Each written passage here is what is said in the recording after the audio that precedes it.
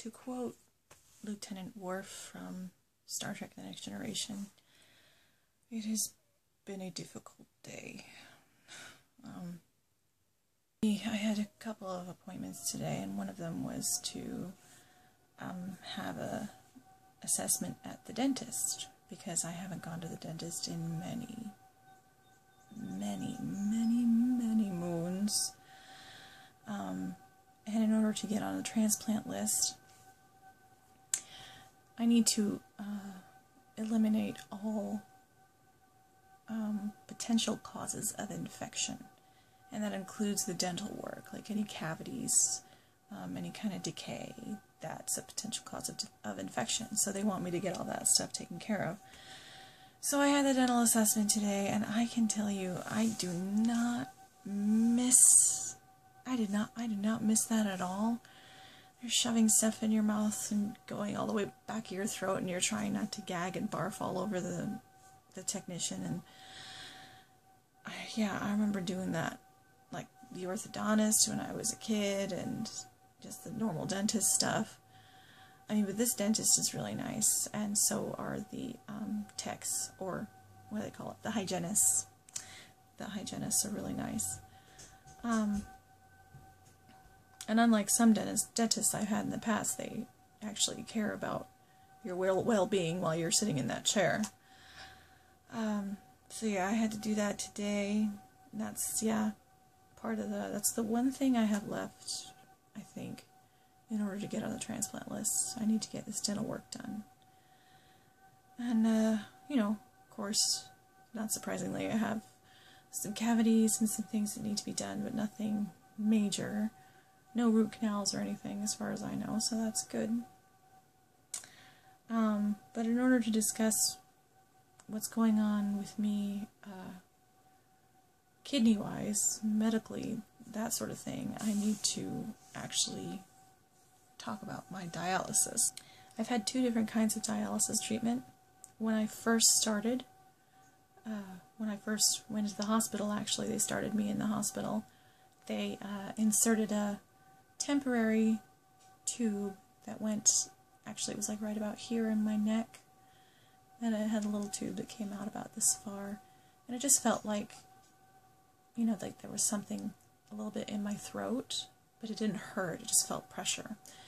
And that was just a temporary thing, and they did my first dialysis treatment with that, and that, it goes into, they insert it so it goes directly into a vein in your neck, because basically that kind of dialysis is called hemodialysis, is when they take all your blood out of your body, put it through a machine and get it cleaned, and then pump it back in. I mean, they don't take it all out at the same time. It's a gradual process. It takes about 3 or 4 hours. And you just have to lay there and watch TV or read a book or hope that you pass out.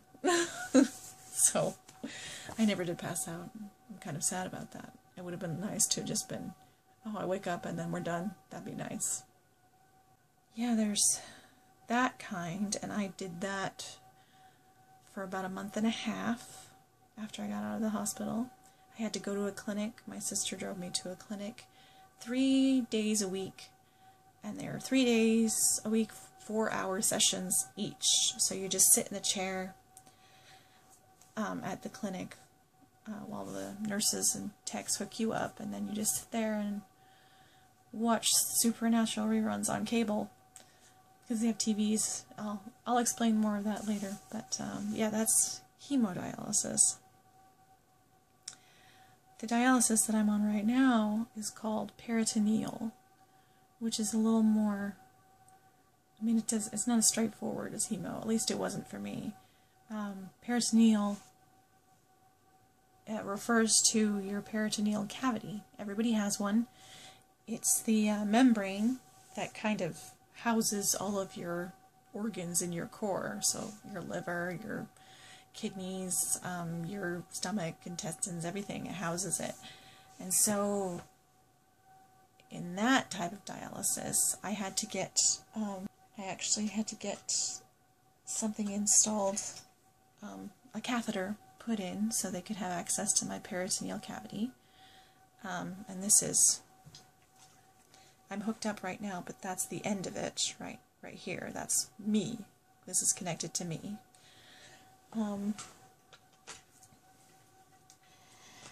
And what they do is I have to grab it so you can see. They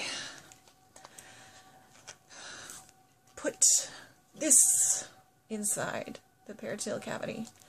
It's sterile water with a small percentage of dextrose, and that is supposed to pull all of the toxins and the extra fluid through your peritoneal cavity and capture it, and then when you drain it out, it'll drain all the toxins and the fluids out with it. So I have to do that 4 times a day. I fill and then drain and then fill and then drain. And the drain bag, you have to weigh everything. You weigh how much you drained, and then you just dump it out in the toilet when you're done. Here let me actually show what that is. So up here that's my fill bag. That's the sterile water with the dextrose. Goes down here. Okay. To the connector here, and this is me. This leads to me. Okay. And this is the fill bag line, and this is the drain bag, which is on the floor right there. That's how much I'm draining right now. It's connected to me right now. So, when I'm finished draining, I'll fill and just start the process over again. My first appointment was a CT scan early this morning, and my doctor, my nephrologist, who's a kidney doctor, called it in because I have an infection right now. They think it was peritonitis. I came down with it on Memorial Day, so 2 weeks ago, and I've been on antibiotics ever since, and it still doesn't seem to be clearing it up. And so my doctor thinks it might be something else. And if it is, then they'll have to figure that out. But that's what the CT scan was for, to see if there's anything else, an infection somewhere else. And if there isn't, then they will assume that the catheter itself is infected, and they'll have to pull it. And I would have to go back on hemo. And hemo is... I'd rather not. It's really rough, and it takes a lot of getting used to. I don't know if you've seen Steel Magnolias, when that scene where Julia Roberts gets her hair cut short, and then she wants to get her nails done, and they see her veins in her arms. It looks all weird and deformed. That is from hemodialysis. That's a fistula, where they purposefully expand your vein so they can get a better access to it in your arm. I don't have that because I had a port. There's the scar right there. I had a port on my chest, kind of like you see some cancer patients have ports like that, right in that same place to give you direct access to the vein. But theirs usually is for medication, from what I understand. Mine was just blood access. And you can't take a shower with it. I had to sponge bath, and yeah, it just restricts you a little more than you would like. And there's also going to the clinic 3 times a week and sitting there for 4 hours. It's not my favorite. But, so we'll have to see what happens if the infection is in the catheter or if it's somewhere else, because there is an infection. And the reason they can tell, besides I had a little bit of a fever when it first happened, but my drain bag, which I just showed you, was really cloudy. Usually it's supposed to be clear. You're supposed to be able to like read stuff through it. But it wasn't. It was very cloudy, which meant that there were a lot of white blood cells in there, so it was fighting off something. And so that's when they put me on antibiotics, and I've been doing it ever since. I'm still doing it.